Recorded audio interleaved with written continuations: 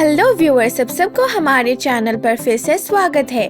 तो आज मैं आप सबको लव स्काउट के एपिसोड 6 पर एक्सप्लेन करने वाली हूँ। और अगर आपने पहले की वीडियोस नहीं देखा है तो डिस्क्रिप्शन में जाकर देख लीजिए, मैं लिंक डिस्क्रिप्शन में डाल दूंगी। तो एपिसोड 6 की शुरुआत जियोन के ड्रीम से होती है, जहाँ जियोन के पापा उसे आग लगी हुई बिल्डिंग से बाहर लेकर आ रहा था और तभी पापा की नजर एक बच्चे पर जाता है जो चिल्ला चिल्ला कर हेल्प मांग रहा था। इसीलिए पापा उस बच्चे को बचाने के लिए फिर से बिल्डिंग पर जाता है, बट जियोन उसे रोकता है फिर से बिल्डिंग के अंदर नहीं जाने के लिए।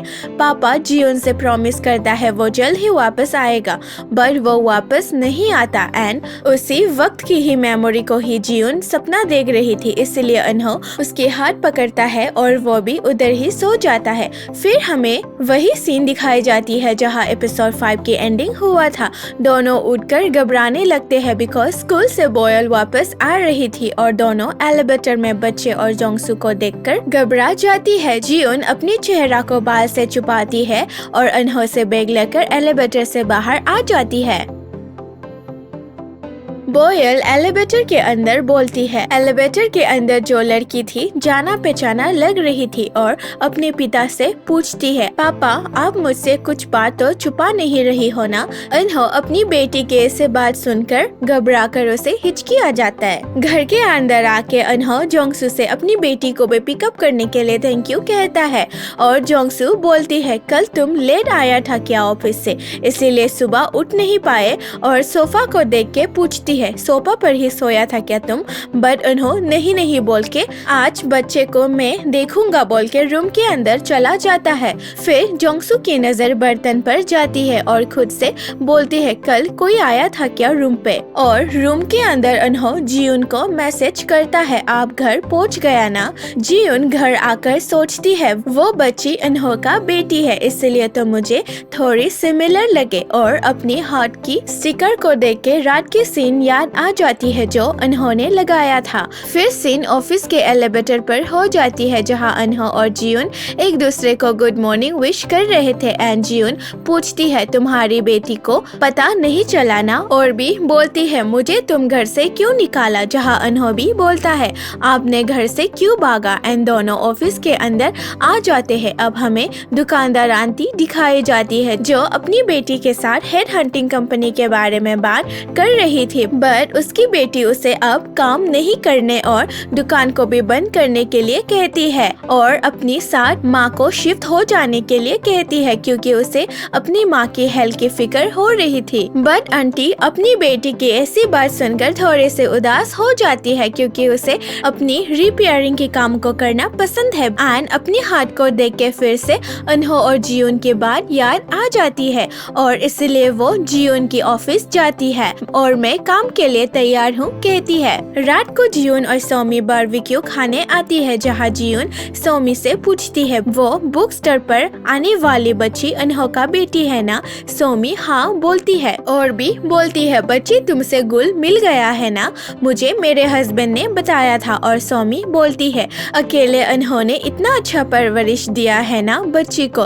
तो जियोन पूछती है कब से उसने अकेला अपनी बच्ची को पाला है, जहाँ सोमी बोलती है मैंने सुना जब से उसका अपनी वाइफ से डिवोर्स हो गया था और तब बोयल 1 साल भी नहीं था। और भी बोलती है वो दोनों कॉलेज में फेमस कपल हुआ करता था, इसीलिए ग्रेजुएशन के बाद शादी कर ली, बट सबको लगा था कि दोनों अच्छे से लाइफ जिएंगे, बट जल्द ही डिवोर्स हो गया। ये सुन जियोन डिवोर्स की रीजन भी पूछती है, बट सोमी को डिवोर्स की रीजन नहीं पता। सोमी और भी कहती है अनहो अपनी बेटी को पालने में जमीन आसमान एक कर दी है, इसीलिए तो वो पैटर्निटी लीव क्यों लिया था बोलने ही वाली थी, तभी चुप हो जाती है और बोलती है मैं दूसरे के बारे में इतना बात क्यों कर रही हूँ। फिर जियोन भी बोलती है दूसरे थोड़ी ना है। सोमी चौंक जाती है और बोलती है क्या मतलब। जियोन बोलती है मेरी सेक्रेटरी है ना, मुझे उसके बारे में सब कुछ जानना चाहिए। ये सुन सोमी बताती है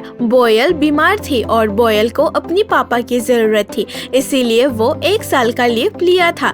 तभी जियोन को वो बात याद आ जाती है जब वो उन्हों से पूछा था क्यों उसने लीव लिया था, जहाँ रिप्लाई में उन्हों मुझे मेरी बेटी का स्माइल देखना पसंद है बोला था। फिर नेक्स्ट डे जियोन ड्यूलक्स लैंड के कंपनी के सीईओ से मिलने आती है और अपनी कैंडिडेट्स को बताती है, बट सीईओ आंटी को अपनी कैंडिडेट्स देखकर गुस्सा हो जाता है। तभी सीईओ का असिस्टेंट आ जाता है और अपनी कंपनी का स्कैंडल को बताता है कि उनके ऊपर फेक प्रोडक्ट सेल करने का इल्जाम लगाया गया है। बट उधर आंटी भी मौजूद थी और ऑनलाइन की पिक्चर को देख के बोलती है मुझे तो ओरिजिनल ब्रांडेड बैग जैसे लग रही है, बट मैं श्योर नहीं हूँ क्योंकि बैग को असली में देखना पड़ेगा भी बोलती है। तो ड्यूलक्स कंपनी के लोग उसी पिक्चर के बैग को लेकर आता है और आंटी को चेक करने देता है। आंटी बैग को गौर से देखती है और ठीक से जांच करने पर बोलती है ये बैग सच में असली रियल ब्रांडेड बैग है, बट बहुत से लोग कस्टम मेड भी बनाता है,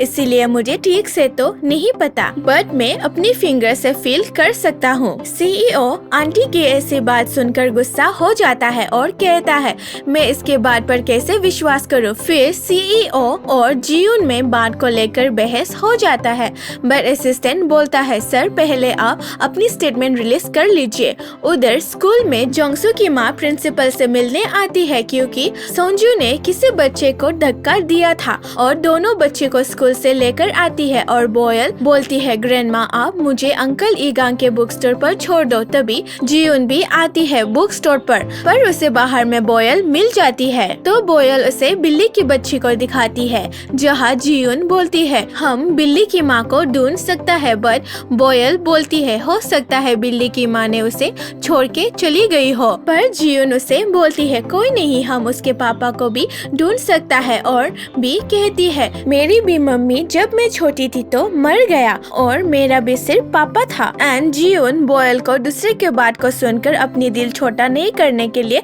कहती है, लेकिन तभी बिल्ली भाग जाती है और बोयल उसकी पीछा करते हैं और एक्सीडेंट हो जाता है। उधर सोजुन अपनी दादी को बताता है उस बच्चे ने बोयल और उसको मम्मी पापा नहीं होने पर चिढ़ाया था, इसीलिए उसने उसको धक्का दिया। एंड बोयल को ये बात सुनकर बुरा लगा था और बाद में ईगांग से बोयल को वापस लेने ग्रैंडमा और सोजुन आते हैं, बट ईगांग बोलता है बोयल तो यहाँ आया ही नहीं और जोंगसू की माँ उन्हों को कॉल करके बताता है। उन्हों बात को सुन के पैनिक करने लगता है और सीधा बोयल को ढूंढने निकल जाता है। तभी जियोन का कॉल आता है और उसे बताता है बोयल का छोटा सा एक्सीडेंट हो गया है और वो उसके साथ हॉस्पिटल पर है। उन्हों घबराकर हॉस्पिटल आता है और अपनी बेटी से मिलता है, जहाँ बोयल उसे बोलता है पापा मैं ठीक हूँ। उन्हों पूछता है मैम आप बोयल को कैसे जानते हो, जहाँ बोयल कहती है पापा मैंने आपको बताया था ना मुझे बुकस्टोर पर एक दीदी मिली थी और वो यही है। फिर जियोन उन्हों को अपनी बेटी को ख्याल रखने के लिए कहकर चली जाती है। जोंगसू की माँ जोंगसू से बोलती है मेरी गलती है, मेरी वजह से बोयल का एक्सीडेंट हो गया है, बट जोंगसू अपनी माँ को ये सब बात सोचने से मना करती है। फिर उसकी माँ उसे बोलती है अब टाइम आ गया है, अब तुम सोजुन को सब कुछ सच बताओ। फिर जोंगसू बोयल से मिलने निकल जाती है। उधर उन्हों अपनी बेटी के साथ है और उसे जोंगसू के बाद याद आती है कि स्कूल पर क्या हुआ था। फिर जियोन फिर से उन्हों से मिलने आती है और उसके लिए डिनर लेकर आती है। जियोन उसे अपना दिल छोटा नहीं करने के लिए कहती है और तुम्हारा बेस्ट कर रही हो बोलती है। एंड उधर जियोन उन्हों का हाथ को पकड़ना चाहती थी, बट वो ऐसा नहीं कर सका। तभी जोंगसू भी हॉस्पिटल आ जाती है और दोनों को एक साथ देखकर थोड़ी सी चौंक जाती है। फिर नेक्स्ट मॉर्निंग जब उन्हों अपनी ऑफिस आता है तो उसे कॉलिग्स बोयल के बारे में पूछता है और वो ठीक है बताता है। तभी ऑनलाइन के ड्यूलक्स ब्रांड की स्कैंडल और भी बढ़ जाते हैं। जियोन और उन्हों आंटी की रिपेयर शॉप पर आंटी से मिलने फिर से आती है, बट उन्हें आंटी तो नहीं मिलता बट बेटी से ही बात करने लगती है। स्कैंडल को देख बेटी अपनी माँ के लिए चिंतित हो जाती है क्योंकि उसकी माँ ने बैग को रियल ही बोला था, इसीलिए बेटी पूछती है अनहो और जियोन से, आप दोनों को क्या लगता है मेरी माँ की प्रेडिक्शन के बारे में? तो जियोन उसे उल्टा पूछती है, ऐसे डॉटर तुम्हें क्या लगती है? जहाँ बेटी जवाब देती है, एक्चुअली कुछ दिन पहले मैंने मेरी माँ को काम नहीं करने के लिए कहा था क्योंकि मैं नहीं चाहती वो अब और स्ट्रगल करे, बट अब फिर से ये मुसीबत खड़ी हो गई। अनहो बोलता है, तुम्हारी माँ बहुत मेहनती है और वो बिना ब्रेक लिए 37 ईयर से ही लगातार काम कर रही है और तुम्हारी माँ को ये काम करना बहुत ही ज्यादा पसंद है। अनहो को ऐसे अपनी माँ के बारे में तारीफ करता हुआ सुन बेटी रो पड़ती है। तभी माँ भी आ जाती है और बोलती है, मैं ये काम नहीं करूँगी, वैसे भी ऑनलाइन में सब मुझे झूठी बोल रही है। अपनी माँ की ऐसी बात सुन के बेटी बोलती है, माँ मैं आप पर विश्वास करती हूँ, आपने कुछ भी झूठ नहीं बोला। फिर उधर से सीन ड्यूलक्स कंपनी में शिफ्ट हो जाता है एंड वह सब लोग रिपोर्ट का वेट कर रहा है। आंटी ने बैग को रियल ही कहा था। थोड़ी देर बाद असिस्टेंट आते हैं और रिपोर्ट सीईओ के हाथ में देता है। सीईओ देखती है बैग का रिपोर्ट रियल है। अब सीईओ अपने घुटनों पर आकर आंटी को थैंक यू बोलता है और अपनी पहली व्यवहार के लिए माफी भी मांगता है एंड आंटी को हायर करने के लिए तैयार हो जाता है। अब हमें हेजिन की ऑफिस दिखाई जाती है जोंगनम के साथ। एक्चुअली न्यूज में ये सब फेक आर्टिकल्स बैग को फेक है बोल जोंगनम रहा था। हेजिन जोंगनम को डांटता है काम ठीक से नहीं करने पर और जोंगनम को ऑफिस से बाहर निकालने ही वाली थी। तभी वो एक और चांस मांगता है जियून को बर्बाद करने के लिए एंड हेजिन अपनी ऑफिस से फिर सीधा ओजोंग के पापा से लंच करने आती है और ओजोंग के पापा हेजिन को काम ठीक से नहीं करने के लिए डांटती है। ऑफिस के बाहर आंटी जियून और अनहो को थैंक यू करती है उस पर विश्वास करने के लिए और वो दोनों को जाते जाते म्यूजिकल टिकट दे जाती है एंड अनहो जियून को इनवाइट करता है एक साथ जाने के लिए और जाने के टाइम में जियून फिर से दूसरे कार पर जाके बैठने वाली थी तो अनहो बोलता है हमारी कार नहीं है। फिर दोनों ऑफिस आ जाता है और अनहो जियून से कहती है मुझे लगता है हमें हमारी कार पर स्टिकर लगाना चाहिए, बट जियून मना करती है और दोनों को बात करते हुए उजोंग पीछे से देख रहा था और दोनों के पास आकर बोलता है इतना भी क्या बात कर रही हो, मुझे तुम दोनों को देखकर जलन हो रही है और अनहो से कहता है मेरी जियून को क्यों सता रही हो। फिर एलिवेटर के अंदर उजोंग जियून से बोलता है अनहो तो आपको बड़ा ही एडमायर करता है, फिर तुम क्या सोचते हो अनहो के बारे में? जहाँ जियून बोलती है सोचना क्या है, वो तो मेरा असिस्टेंट है। फिर रात को जियून सो नहीं पा रही थी, फिर अकेले बात करती है अनहो के घर में मैं कैसे सोया और ऑनलाइन पर कंफर्टेबल सोफा देखती है बट उसे नहीं मिलता और सीधा अनहो को फोन करती है बट वो क्या पूछेगी बोलकर घबरा जाती है। अनहो उसे फिर से कॉल करता है बट वो तो डर जाती है, इसीलिए वो फोन को उठाकर सोने की आवाज में बात करती है तो अनहो पूछता है आप सो गए हो और गुड नाइट बोलकर फोन को रखने ही वाला था। तभी जियून पूछती है तुमने सोफा कहाँ से लिया था और कहती है मुझे सोने की प्रॉब्लम है बट अनहो बोलता है उस दिन तो तुम इतना जल्दी सो गई थी। तो जियून बोलती है एक बार उठ गई तो फिर से सो नहीं पाती हूँ।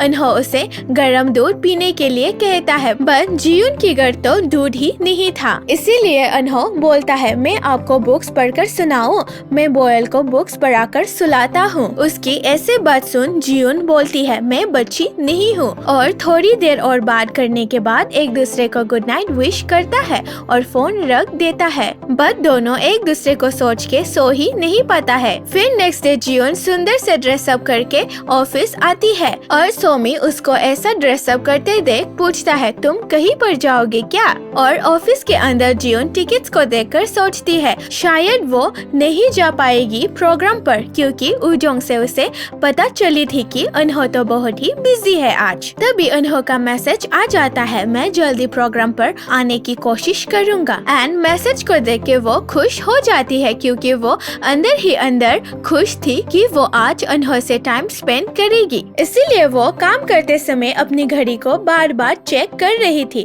ताकि वो प्रोग्राम के लिए लेट ना हो और काम को जल्दी से खत्म करके उधर प्रोग्राम वेन्यू पर 2 कॉफी लेकर जियून अनहो का इंतजार करती रहती है। तभी बहुत देर इंतजार करने पर अनहो भी अच्छे से ड्रेसअप करके आ जाता है एंड दोनों एक दूसरे को घूरते रहते हैं एंड इसी प्यारी मोमेंट से ही एपिसोड 6 का एंडिंग यहीं पर हो जाती है। Thank you for watching guys.